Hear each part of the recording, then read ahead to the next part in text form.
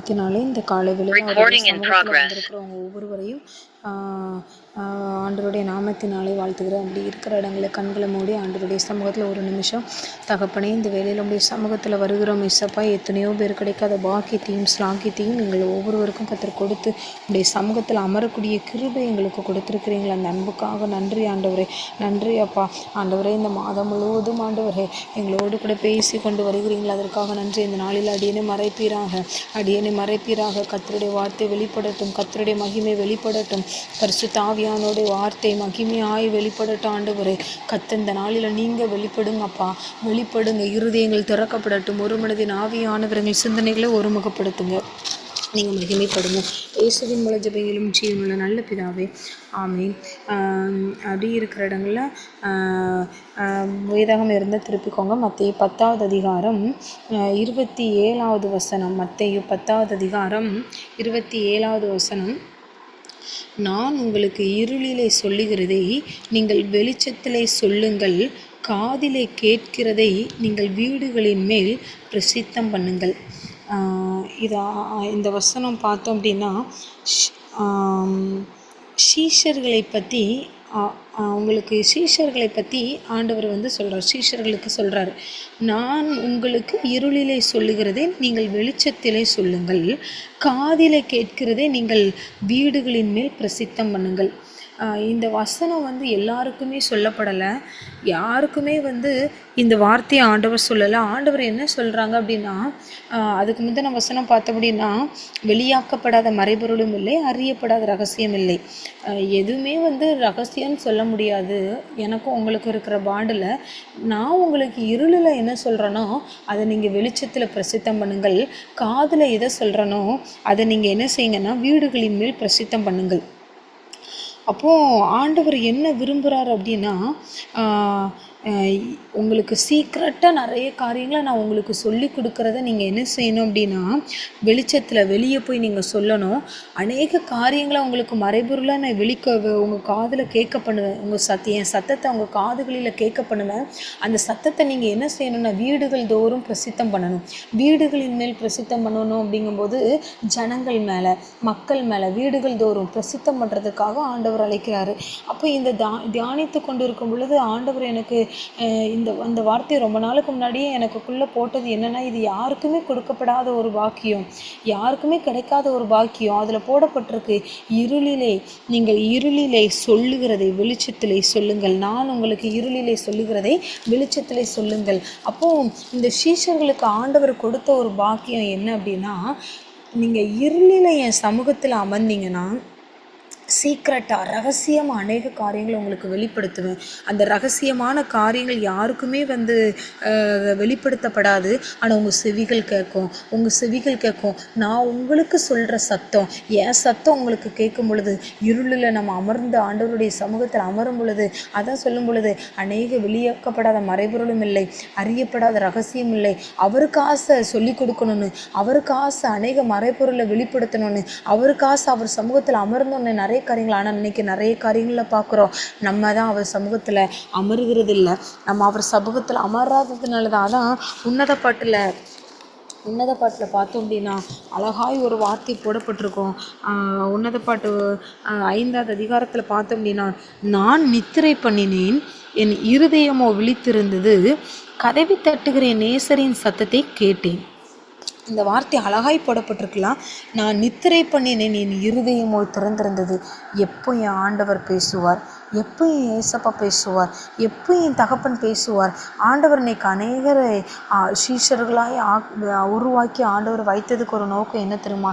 இன்னைக்கு உங்களை என்னை ஆண்டவர் சீஷர்களை வைத்து அநேகருக்கு கிடைத்திருக்க பாக்கியம் நிறைய பேருக்கு அதை யூட்டிலைஸ் பண்ணலை. ஆனால் உங்களை என்னை இந்த இடத்துக்கு அழைத்து சீஷர்களாக்கி ஆண்டவர் வைத்ததுக்கு ஒரு நோக்கம் என்ன தெரியுமா? நான் உங்களுக்கு இருளில் சொல்கிறத நீங்கள் வெளிச்சத்தில் சொல்லணும். நான் உங்களுக்கு வெளிப்படுத்துகிற மறைபொருளை, நான் என் சத்தம், என் செவிகள் நான் உங்களுக்கு என் சத்தத்தை தொனிக்க பண்ணுகிறேன். ஒவ்வொரு காரியத்தை நீங்கள் சீக்கிரட்டாக வெளியே ரிலீஸ் பண்ணணும். நீங்கள் வீடுகள் தோறும் பிரசித்தம் பண்ணணும். அதற்காக தான் உங்களை நான் அழைச்சிருக்கிறேன். வெறுமனே என் சத்தத்தை கேட்டு சும்மா இருக்கணுங்கிறதுக்காக, சும்மா என் சத்தத்தை கேட்டு நம்ம மட்டும் அந்த சத்தத்தை கேட்டு உட்கார்ந்த இடத்துல உட்காரணுங்கிறதுக்காக ஆண்டவர் உங்களையும் என்னையும் அழைக்கலை. அந்த சத்தத்தை கேட்டு பிரசித்தம் பண்ணணும். அந்த சத்தத்தை கேட்டு வீடுகள் தோறும் பிரசித்தம் பண்ணணும். ஏன் அவர் சத்தத்தை நம்ம கேட்டு நம்ம சும்மா இருக்கக்கூடாது. அந்த சத்தம் எங்கெல்லாம் போகுதோ அங்கே கிரியை நடப்பிக்கும். அந்த சத்தம் எங்கெல்லாம் போகுதோ நம்ம செவிகளில் கேட்கப்பட்ட தொனி அந்த இருளில் வெளிப்படுத்தப்பட்ட அந்த ரகசியங்களை நம்ம வெளியே கொண்டு வரும் பொழுது, சபைகளுக்கு கொண்டு வரும் பொழுது, நம்ம குடும்பங்களுக்கு கொண்டு வரும் பொழுது, நமக்கு சொல்லிக் கொடுக்கப்பட்ட ரகசியங்கள், சொல்லிக் கொடுக்கப்பட்ட அந்த வார்த்தைகள், சொல்லிக் கொடுக்கப்பட்ட அந்த சத்தியங்கள், அது எல்லாருக்குமே சொல்லிக் கொடுக்கப்படுறதில்ல. அதுதான் ஆண்டவர் அழகாய் ஒரு வார்த்தை இதில் போடப்பட்டிருக்கு. இருளிலே சொல்லுகிறதே நம்ம இருளில் அமர்ந்திருக்கணும். சீக்ரெட், மறைபொருள் அறைகளில் நம்ம சீக்ரெட்டாக அவர் சமூகத்தில் அமரும் பொழுது தான் நம்ம செவிகள் அவர் சத்தத்தை கேட்குறதுக்கு ரெடியாக இருக்கும். சீக்ரெட்டாக இருளில் சொல்கிறதை நம்ம சீக்கிரட்டாக அதில் அழகாய் போடப்பட்டிருக்குது. உங்கள் காதுகள் கேட்குறதை நீங்கள் வீடுகளில் பிரசித்தம். அப்போ நம்ம காது அவருடைய சத்தத்தை கேட்குறதுக்கு ரெடியாக இருக்கணும். இன்றைக்கி நான்லாம் அதிக நேரம் ஆசைப்பட்டது உண்டு. ஏசப்பா நிறைய பேர்கிட்ட நீங்கள் பேசுகிறீங்கப்பா, உங்கள் சத்தத்தை மெல்லிய சத்தம்னு சொல்கிறாங்க, நீங்கள் அழுற மாதிரி பேசுகிறேன்னு சொல்கிறாங்க, நீங்கள் சந்தோஷமாக இருக்கிறீங்கன்னு சொல்கிறாங்க. எப்படி அதை வேரியேஷன் பார்க்க முடியுது? எப்படி இந்த சத்தத்தை உங்கள் செவிகள் கேட்க முடியுதுன்னா, இதில் அழகாய் போடப்பட்டிருக்குதுல்ல, சீஷர்களுக்கு நிறைய பேருக்கு அந்த இது கொடுக்கப்படலாதான். இன்னொரு வசனத்தை வாசிக்கும் பொழுது ஆண்டவர் அதிகமாக பாரப்படுத்தின வார்த்தை, எனக்கு பாரப்படுத்தின வசனம்னா இந்த 2 வசனம்தான். மத்தேயு 13வது அதிகாரம் 16-17 பார்த்தோம் அப்படின்னா, உங்கள் கண்கள் காண்கிறதினாலும் உங்கள் காதுகள் கேட்கிறதினாலும் அவைகள் பாக்கியம் உள்ளவைகள். அநேக தீர்க்கதரிசிகளும் நீதிமான்களும் நீங்கள் காண்கிறவைகளை காணவும் நீங்கள் கேட்கிறவைகளை கேட்கவும் விரும்பியும் காணாமலும் கேளாமலும் போனார்கள் என்று மெய்யாகவே உங்களுக்கு சொல்லுகிறேன். இந்த 2 வசனத்தை வாசிக்கும் பொழுது எனக்கு ரொம்ப கஷ்டமாக இருந்துச்சு. ஒன்று தான், உங்கள் கண்கள் காண்கிறதுனாலும் உங்கள் செவிகள் கேட்கிறதுனாலும் அவைகள் பாக்கியம் உள்ளவைகள். ஆண்டவர் சொல்கிறாரு, என் சத்தத்தை உங்கள் காது கேட்குறதா நீங்கள் ரொம்ப பாக்கியம் உள்ளவைகள். என் தரிசனத்தை உங்கள் கண்ணு பார்க்குதா நீங்கள் ரொம்ப பாக்கியம் உள்ளவர்கள். ஏன்னா அதுக்கு அடுத்த வசனத்தை பார்த்தீங்கன்னா, அநேக நீதிமான்களும் தீர்க்கதரிசிகளும் அதை பார்க்கணும் கேட்கணும்னு ஆசைப்பட்டு அவங்க இன்னும் பார்க்கல, இன்னும் கேட்காம தான் ஊழியம் பண்ணுறாங்க, இன்னும் பார்க்காம தான் ஊழியம் பண்ணுறாங்க.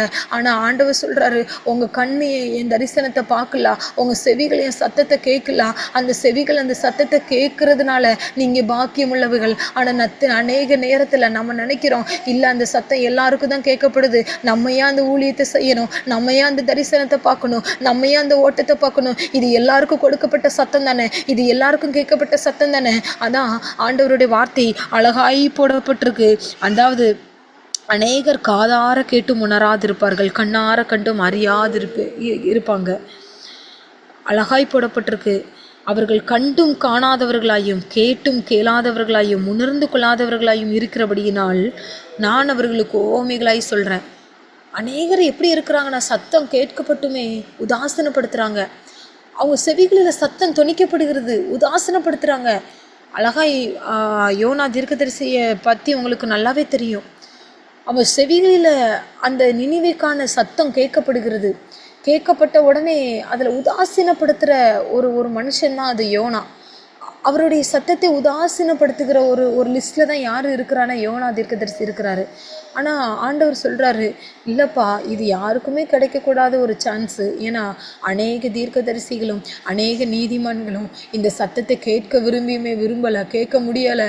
ஏன்னா நான் எவர்களுக்கு அந்த சத்தத்தை தொனிக்கப்படுவனோ, எவர்களுக்கு அந்த சத்தத்தை நான் என் சத்தத்தை கொடுக்கணும்னு ஆசைப்படுறேனோ, நான் அவங்கள்ட்ட தானே நான் பேச முடியும், அவங்களுக்கு தானே கொடுக்க முடியும். ஆனால் அவங்க இன்னும் உணராது இருக்கிறாங்களே, அவங்களுடைய செவிகள் காதுகள் இன்னும் கேளாமல் இருக்கிறதே, கேட்டும் கேளாதவர்கள் போல இருக்கிறாங்க. இன்னைக்கு ஆண்டவர் என்ன திரும்ப சொல்கிறாங்க, இன்னைக்கு அந்த லிஸ்ட்டில் தான் நம்ம இருக்கிறோம், அந்த லிஸ்ட்டில் தான் இருக்கிறோம். ஒருவேளை இன்னும் அவருடைய சத்தத்தை நான் கேட்கலன்னா நம்ம ஜெபிக்க போகிறோம். ஏசப்பா, அநேக நீதிமான்களும் தீர்க்கதரிசிகளும் கேட்க ஆசைப்பட்டு கேட்கலையப்பா, அந்த லிஸ்ட்டில் நாங்கள் இருந்துடக்கூடாது. உங்கள் சத்தத்தை கேட்குற சீஷர்கள் லிஸ்ட்டில் நாங்கள் இருக்கணும்ப்பா. உங்கள் சத்தத்தை கேட்குற சீஷர்கள் லிஸ்ட்டில் இருக்கணும். எத்தனை பேருக்கு ஆசை இருக்குது? அநேக நீதிமான்களும் தீர்க்கதரிசிகளும் அந்த சத்தத்தை கேட்க ஆசைப்பட்டுமே கேட்க முடியல. அவங்க இன்னும் வாஞ்சிக்கிறாங்க. அழகாய் இந்த வசனத்தை தியானித்து கொண்டு இருக்கும் பொழுது தான் எனக்கு சாமுவேல், ஏலி அவங்களுடைய சினேரியோ எனக்கு ஞாபகம் வந்துச்சு. அதில் பார்த்தீங்கன்னு வைங்களேன், 2 பேருமே ஆலயத்தில் தான் இருக்கிறாங்க. ஏலி வந்து அதிகமாக ஆண்டவருடைய சமூகத்திலிருந்து பலிபீடத்திலிருந்து பலியிட்ட ஒரு மனுஷன் தான் நம்ம சொல்ல முடியும். ஒரு காலத்தில் ஆண்டவருக்காக வைராகியம் நின்ற மனுஷன் தான் சொல்ல முடியும். அந்த ஆலயத்தில் 2 பேருமே படுத்திருக்கிறாங்க, 2 பேருமே இருக்கிறாங்க. ஆனால் அந்த சத்தம் யாருக்கு திரும்ப கடந்து போகுது? சாமுவேலுக்கு தான் கடந்து போகுது. ஏலிக்கு அந்த சத்தம் கடந்து போகலையே. நான் நினைக்கிறேன் ஏலியும் அந்த பகுதியில தான் படுத்து கிடக்கிறாரு, ஏலியும் அந்த சமூகத்துல தானே உட்கார்ந்துருக்கிறாரு, ஏலியும் அந்த ஊழியத்தை தானே செய்கிறாரு. ஏன் ஏலிக்கு அந்த சத்தம் கேட்கப்படலை? அதான் அழகாய் போடப்பட்டிருக்கு. அநேக நீதிமான்களும் தீர்க்கதரிசிகளும் அதில் பார்த்தோன்னா அநேக நீதிமான்களும்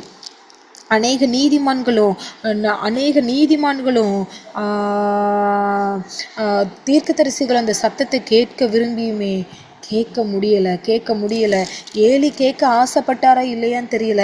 ஆனால் அவரை தாண்டி சாமுவேலுக்கு அந்த சத்தம் கேட்கப்படுதுன்னா இது எல்லாருக்குமே கேட்கப்படுகிற சத்தம் கிடையாது, எல்லாருக்குமே கேட்கப்படுகிற அழைப்பு கிடையாது. ஆண்டவர் யார் மேலே இறக்கம் வச்சிருக்கிறாங்களோ, யார் மேலே சித்தம் வச்சிருக்கிறாங்களோ, யார் மேலே கிருபை வச்சிருக்கிறாங்களோ அவங்களுக்கு மாத்திரம்தான் அவருடைய சத்தம் கேட்கப்படுங்க. அவருடைய சத்தம் கேட்கப்படும். எத்தனை பேருக்கு ஆசை இருக்குன்னு தெரியல, எனக்கு அவருடைய சத்தம் கேட்கப்படணும். அநேக நீதிமான்களும் தீர்க்கதரிசிகளும் விரும்பி கேட்கல. ஆனால் சீஷர்கள் கேட்டாங்க. அவர் சத்தத்தை பக்கத்துல இருந்தே கேட்டாங்க. ஆண்டவர் சொல்றாரு, உங்க காதுகளை ஷார்ப் பண்ணுங்க, நான் உங்களுக்கு நிறைய ரகசியத்தை நான் வெளிப்படுத்துவேன். அதை நீங்க சீக்கிரட்டா இருளில் நான் உங்களுக்கு வெளிப்படுத்துறத நீங்க சீக்கிரட்டா வைக்கக்கூடாது, வெளியே பிரசித்தம் பண்ணணும், வீடுகள் தோறும் பிரசித்தம் பண்ணணும். நான் உங்களுக்கு சொல்லி கொடுக்குற அநேக காரியங்கள் நான் நினைக்கிறேன், விசுவாசிக்கிறேன். இன்னைக்கு வரப்போகிற காலங்களில் அநேகருடைய செவிகள் திறக்கப்படும். அவருடைய சத்தத்தை ஃப்ளூவண்டா ரீபாலா ஷேகாபா ரகடா தட ரகடா. நம்ம யாரெல்லாம் நீங்க இருளில காத்திருக்கிறீங்களோ, இருளில் அவர் சமூகத்தில் இருக்கிறீங்களோ, இருளில நான் நினைக்கிற சீஷர்கள் அவர் கூடவே இருந்தாங்கல்ல, கூடவே இருக்க போய் தான் சீக்கிரட்டை வெளிப்படுத்த அறிய முடிஞ்சிச்சு. அவருக்கு வெளிப்படுத்த ஆசையா இருந்துச்சு, சீக்கிரட்டை வெளிப்படுத்தணும்னு ஆசை. எத்தனை பேருக்கு அவருடைய ரகசியங்கள், அவருடைய மறைப்பொருள், நம்ம தேசத்தை குறிச்சதான மறைப்பொருள், நம்ம குடும்பத்தை குறிச்சதான மறைப்பொருள், நம்ம பகுதியை குறிச்சதான மறைப்பொருளை கேட்கணும்னு ஆசை. அவர் வாயிலிருந்து கேட்கணும். அந்த சத்தம் நம்ம காதுகளில் கேட்கப்படணும்.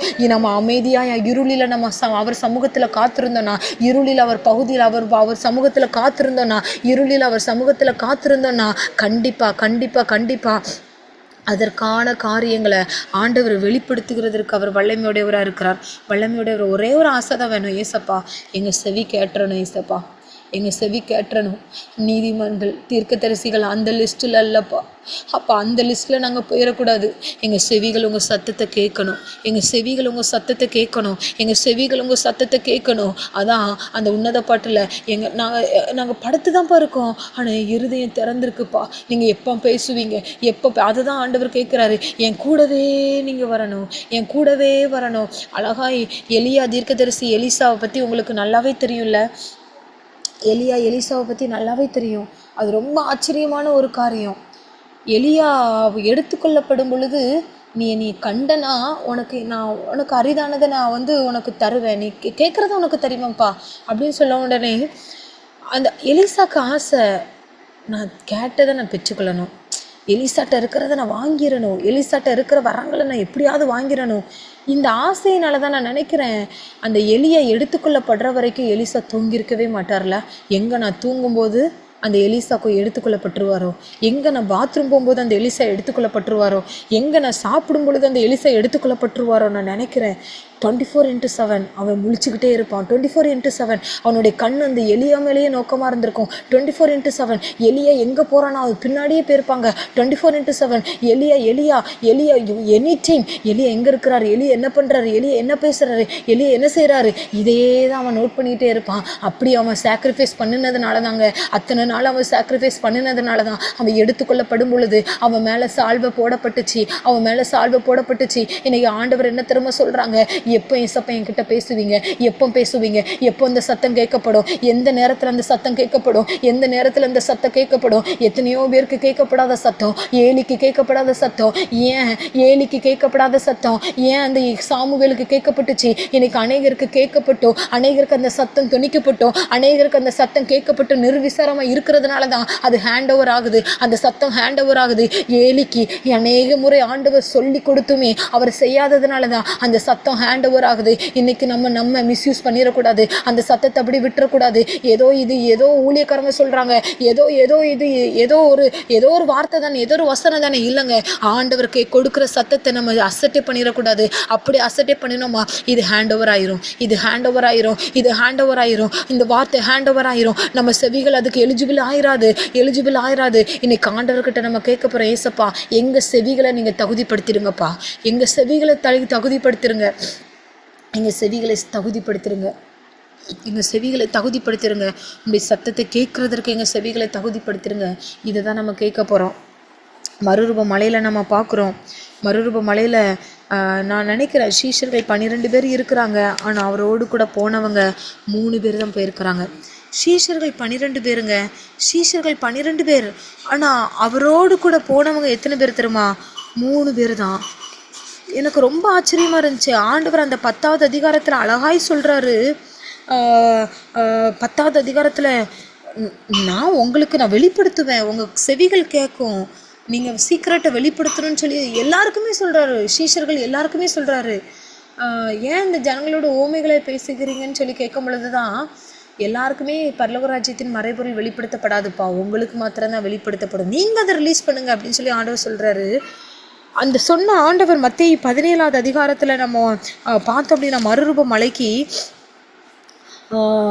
இயேசு பேதுருவையும் யாக்கோபையும் அவனுடைய சகோதரனாகிய யோவானையும் கூட்டிக் கொண்டு தனித்திருக்கும்படி உயர்ந்த மலையின் மேல் போய் அவருக்கு முன்பாக மறுரூபமானார். இந்த 3 பேரை மாத்திரம்தான் கூட்டிக் கொண்டு போகிறாங்க ஆண்டவர். இந்த 3 பேரை மாத்திரம்தான், 3 பேர், பேதுரு, யாக்கோபு, யோவான். நான் நினைக்கிறேன் பேதுரு, யாக்கோபு, யோவான் மற்ற சீஷர்களை காட்டிலும் ஆண்டவரோடு கூட அதிகமாக நெருங்கியிருந்த அனுபவம். அதில் பார்த்தோம் அப்படின்னா அவர்களுக்கு முன்பாக மறுரூபமானா அவங்க கண்ணும் அந்த தரிசனத்தை காணுது, அவங்க செவியும் அந்த சத்தத்தை கேட்குது. அந்த செவி அதாவது என்ன சத்தம் அப்படின்னா, சீஷர்கள் அதை கேட்டு முகம் குப்புற விழுந்து மிகவும் பயந்தார்கள். இது என்ன சத்தம்? இவர் என்னுடைய நேசகுமாரன், இவரில் பிரியமாக இருக்கிறேன், இவருக்கு செவி கொடுங்கள். அதுக்கப்புறம் இயேசு வந்து அவர்களை தொட்டு எழுந்திருங்கள், பயப்படாதீர்கள். அவர்கள் கண்கள் ஏறெடுத்து பார்க்கையில் இயேசுவை தவிர வேறொருவரையும் காணவில்லை. இதில் நான் பார்க்குறேன் 12 பேருக்குமே இந்த தரிசனமும் இந்த சத்தமும் கேட்கப்படலை. ஆனால் கேட்கப்பட்ட சத்தம் யாருக்கு கேட்கப்படுதுன்னா 3 பேருக்கு மாத்திரம் செலக்டட் பீப்புள். அதெல்லாம் அழகாய் போடப்பட்டிருக்குல்ல. அநேக நீதிமான்கள் கேட்க விரும்பியும் கேட்கலை. யாருக்கு கேட்கப்படுமோ அவங்களுக்கு தான் கேட்கப்படும், யாருக்கு தொனிக்கப்படுமோ அவங்களுக்கு தான் தொனிக்கப்படும். இந்த 3 பேரும் அவருடைய சத்தத்தை கேட்கறதுக்கு எலிஜிபிள் ஆகிறாங்க. ஆண்டவர் செலக்ட் பண்ணி கூப்பிட்டு போகிறாரு. அவங்க சத்தத்தை கேட்ட உடனே நான் நினைக்கிறேன் ஆஃப்டர் அவங்களுடைய ஊழியம் வித்தியாசமாக மாறிச்சு. பேதுரு, யாக்கோபு, யோவான் இவங்களுடைய ஊழியம், இவங்களுடைய இரத்த சாட்சி வித்தியாசமாக இருந்துச்சு. கர்த்தருக்காக வைராக்கியமாக எழுமன லிஸ்ட்டில் இவங்க நின்னாங்க. இவங்க 3 பேரும் இருந்தாங்க. சத்தத்தை கேட்கிறவர்களால் சும்மா தூங்கிட முடியாது, சத்தத்தை கேட்கிறவர்களால் சும்மா படுத்து எந்திரிச்சிட முடியாது, சத்தத்தை கேட்கிற மனுஷனால சும்மா ரெஸ்ட் எடுக்க முடியாது, சத்தத்தை கேட்ட ஒரு மனுஷனால சும்மா நம்ம டைம் பாஸ்க்காக வெளியே போக முடியாதுங்க. அவருடைய சத்தத்தை நம்ம உண்மையாக கேட்டிருந்தேன்னா ஒரு நிமிஷம் கூட நம்மளால வேஸ்ட் பண்ண முடியாது. ஆண்டவருக்காக எதையாகலும் செய்யணும்னு சொல்லி துடித்துக்கொள்ளும் நம்ம இருதயம் துடித்துக்கொள்ளும். அந்தந்த சத்தத்தை எப்படியாவது ரிலீஸ் பண்ணணுமே, அந்த சத்தத்தை எப்படியாவது கடத்தணுமே, அந்த சத்தத்தை எப்படியாவது வீடுகளில் பிரசித்தம் பண்ணணும், அந்த சத்தத்தை எப்படியாவது தெருக்களில் பிரசித்தம் பண்ணணும், அந்த சத்தத்தை எப்படியாவது பிரசித்தம் பண்ணணும். இதுதான் நம்மளுடைய ஆசையாக இருக்கும், இதுதான் நம்மளுடைய ஆசையாக இருக்கும். யோனாவை போல அந்த சத்தத்தை கேட்டு அடித்தட்டில் போய் படுத்துக்கொள்ளக்கூடிய லிஸ்ட்டில் நம்ம இருக்கிறோமா, இல்லை அந்த சத்தத்தை கேட்டுமே கேளாதவர்கள் லிஸ்ட்டில் நம்ம இருக்கிறோமா? ஏன்னா அதை நம்ம மிஸ் பண்ணிடக்கூடாது. இந்த சத்தம் எல்லாருக்குமே கேட்கப்படுறதில்ல, இந்த சத்தம் எல்லாருக்குமே கேட்கப்படுறதில்ல. குறிப்பிட்ட பர்சன் செலக்டட் அவர் யார் மேலே கிருபை வச்சிருக்கிறாங்களோ அவங்களுடைய செவிகள் மாத்திரம்தான் திறக்கப்படும், திறக்கப்படும். எல்லாருக்குமே இந்த சத்தம் தொனிக்கப்படுகிறது, எல்லாருக்குமே இந்த சத்தம் கேட்கப்படுகிறது இல்லை. யாருக்கு கேட்கப்படுகிறதோ, யாருக்கு தொனிக்கப்படுகிறதோ அவங்களுக்கு மாத்திரம்தான். ஆனால் அந்த சத்தத்தை கேட்டுமே கேளாதவர்கள் லிஸ்ட்டில் நம்ம இருந்துடக்கூடாது, மந்தாரமான லிஸ்ட்டில் நம்ம இருந்துடக்கூடாது. நின்னோம் அப்படின்னா நம்மளுடைய நிலைமை முன்னிலைமையை காட்டிலும் அதுக்கு அடுத்திருக்கிற நிலைமை பெருசாக இருக்கும், கேடுள்ளதாக இருக்கும். அவருடைய ராஜ்யத்தை கெட்டுகிறதற்கு அவர் நம்மளை செலக்ட் பண்ணி வைத்திருக்கிறார்ல. இன்னும் அவருடைய சத்தத்தை கேட்டு அழைப்பின் சத்தம், இன்னும் அவருடைய கூக்குரலின் சத்தம், இன்னும் அவருடைய கண்ணீரின் சத்தம், இதெல்லாம் நம்ம எத்தனையோ முறை கேட்டுமே உதாசீனம். இன்னும் என்கிட்ட நீங்கள் பேசலப்பா, இன்னும் என்கிட்ட நீங்கள் பேசல, இப்படி தான் நம்ம அதிகமாக சொல்லிக்கிட்டு இருக்கோமே தவிர இன்னும் அதை நம்ம வீடுகளில் பிரசித்தம் பண்ணலை. ஆண்டவனை கலைக்கிறாங்க. நான் உங்களுக்கு கொடுத்த காரியங்களை நீங்கள் வீடுகளில் பிரசித்தம் பண்ணணும். உங்கள் செவிகளில் கேட்கப்பட்ட அநேக சத்தம், உங்கள் செவிகளில் கேட்கப்பட்ட என்னுடைய வார்த்தைகள், உங்களுடைய செவிகளில் கேட்கப்பட்ட என்னுடைய காரியங்கள் எல்லாவற்றையும் நீங்கள் வீடுகளில் பிரசித்தம் பண்ணணும். அதற்காக தான் உங்களை நான் அழைக்கிறேன். மோசே ஆரோனை பற்றி உங்களுக்கு நல்லாவே தெரியுங்க. அழைப்பு மோசே மேலே வைக்கப்பட்டுச்சு. ஆனால் மோசே சொல்கிறாரு, இல்லை சப்பா, என்னால் பேச முடியாது, ஆனால் உங்கள் சத்தத்தை கேட்க முடியும், என்னால் பேச முடியாது. ஆண்டவர் சொல்கிறாரு, உனக்கு அடுத்து ஆரோனவை, அவன் பேசுவான். ஆனால் அந்த லிஸ்ட்டில் ஆண்டவர் நினச்சிருக்கலாம்ல, என்ன மோசே நீ இப்படி சொல்கிற, நீ தூரப்போ, நான் ஆரோனே பேசிக்கிறேன். ஏன்னா ஆரோனுடைய செவி நல்லா தாங்க கேட்கும், அவனுடைய காது நல்லா தான் கேட்கும், அவன் பேசுகிறான்ல, நான் அவனே வச்சு யூஸ் பண்ணிக்கிறேன் அப்படின்னு சொல்லி ஆண்டவர் சொல்லலை. ஆண்டவர் நினைக்கிறாரு, நான் யாருக்கிட்ட பேச சுத்தமாக வச்சுருக்கிறேனோ அவங்கக்கிட்ட தான் என் சத்தத்தை கேட்க பண்ணுவேன். உன்கிட்ட நான் என் சத்தத்தை நான் நினைக்கிறேன். ஆண்டவர் மோசைக்கிட்ட அதிகமாக இப்போ பேசுனது மோசைக்கிட்ட தான். எதிலாவது ஒன்றில் தான் மோசையும் நீ ஆரணையை குட்டி கொண்டு வான்னு சொல்லியிருப்பார். மோசே மந்தனாவும் திக்குவாயும் உள்ளவன் சொல்லி போடப்பட்டிருக்கு. ஆண்டவர் மோசைக்கிட்ட கண்டிப்பாக நிறைய காரியங்களை வெளிப்படுத்தினார். நிறைய இப்படி ஜனங்கள்கிட்ட இப்படி போய் பேசுப்பா. அப்போது மோசே அதே இதை என்ன பண்ணுவார்னா, அதே திக்குவாயோட தான் யார்கிட்ட பேசியிருப்பாருன்னா ஆரோன்கிட்ட பேசியிருப்பார். அது அப்படியே டைரெக்டாக ஜனங்கள்கிட்டையுமே பேசியிருக்கலாம். ஆனால் ஆண்டவர் சொன்னதை அப்படியே என்ன செஞ்சுருக்கிறார் அப்படின்னா, ஆரோன்கிட்ட அதே திக்குவாயோட தான் பேசியிருப்பார்ல. ஆண்டவர் இப்படிலாம் சொன்னார், அதே டைமிங் தான், அதே காரியம்தான். அதுதான் ஆண்டவர் லீட் பண்ணுறது. அதுதான் நான் உன்கிட்ட சொல்கிறத நான் சொல்லியிருப்பேன்ப்பா, உன்கிட்ட நான் என் சத்தத்தை உனக்கு கேட்க பண்ணுறத நான் சொல்லிடுவேன். அதுக்கப்புறம் ஓம்பாடு நீ அதுக்கப்புறம் நீ அந்த ஊழியத்தை செய்தாலும் சரி, உனக்கு கீழே நீ வச்சு நீ என்ன செய், அழக ஆரோன்களை எழுப்பி அந்த ஊழியத்தை செய்தாலும் சரி, நான் ஆரோன்கிட்ட பேச போகிறதில்ல, நான் ஆரோன்கிட்ட என் சத்தத்தை துணிக்க போகிறதில்ல. சத்தம் உனக்கு தான், சத்தம் உன் காது தான் ஷார்ப் ஆகணும், உன் காது தான். ஏன்னா நான் உன்கிட்ட தான் நான் பேச போகிறேன். நீ தான் ஃபாஸ்ட் பண்ணணும், நீ தான் 40 நாள் மலைக்கு வரணும், நீ தான் இரவும் பகலுமாய் காத்திருக்கணும். ஏன்னா நான் உன்கிட்ட தான் பேச போகிறேன். ஏன்னா அழைக்கப்பட்டவர்கள் அநேகர், தெரிந்து கொள்ளப்பட்டவர்கள் சிலர். அநேகர் கேட்க விரும்பலை. ஆரோன் கேட்க விரும்புகிறான், ஆனால் அவனால் கேட்க முடியாது. ஏன்னா திட்டம் உன் மேலே தான் வைக்கப்பட்டுச்சு, ஏன்னா தரிசனம் உன் மேலே தான் வைக்கப்பட்டுச்சு. அந்த ஜனங்களை வழி நடத்தணுங்கிற திட்டம் தரிசனம் உன் மேலே தான் வைக்கப்பட்டுச்சு. அப்போ என் சத்தம் உன் மேலே தான் இருக்கும், உன் செவி மேலே தான் என் சத்தம் இருக்கும். உன் காது மட்டும்தான் ஷார்ப் ஆகணும். நீ அந்த சத்தத்தை கேட்டு நீ இந்த ஊழியத்தை செய்யணும். அநேகர் கேட்க விரும்பியும் கேட்கல, அநேக ஆரோன்கள் கேட்க விரும்பியும் கேட்கல, அநேக மிரியாம் கேட்க விரும்பியும் கேட்கல, இஸ்ரவேல் ஜனங்கள் கேட்க விரும்பியும் கேட்கல. அநேக இஸ்ரவேல் ஜனங்கள் கூட சொன்னாங்கல்ல, ஏன் எங்களுக்கு மட்டும் இந்த சத்தம் கேட்கப்பட மாட்டுக்கு, ஏன் எங்களுக்கு மட்டும் இந்த சத்தம் கேட்கப்பட மாட்டுக்கு. நான் நினைக்கிறேன் அநேக நீதிமான்களும் தீர்க்கதரிசிகளும் கேட்க விரும்பியுமே கேட்கல. ஆனால் கேட்கக்கூடிய லிஸ்ட்டில் நம்ம இருக்கணும். இன்னைக்கு நம்ம ஜெபம் அப்படி தான் இருக்கணும். எஸ்ப்பா, அந்த லிஸ்ட்டில் நம்ம இருந்துடக்கூடாதுப்பா. அநேக நீதிமான்களும் தீர்க்கதரிசிகளும் கேட்க விரும்பியுமே கேட்க முடியல. அந்த லிஸ்ட்டில் நாங்கள் இருந்துடக்கூடாது. வெறுமனையாய் வாழ்ந்து விதி வந்தால் சாவோங்கிற வாழ்க்கை நாங்கள் இருந்துடக்கூடாது. வெறுமனையாக நாங்கள் கிறிஸ்தவ வாழ்க்கை வாழ்ந்துடக்கூடாது. எங்கள் செவிகள் உங்கள் சத்தத்தை கேட்கணும். அப்படி இருக்கிற இடங்களில் கண்கள் முடி நம்ம கேட்க ஆரம்பிப்போமா. எங்கள் செவிகள் உங்கள் சத்தத்தை கேட்கணும்ப்பா.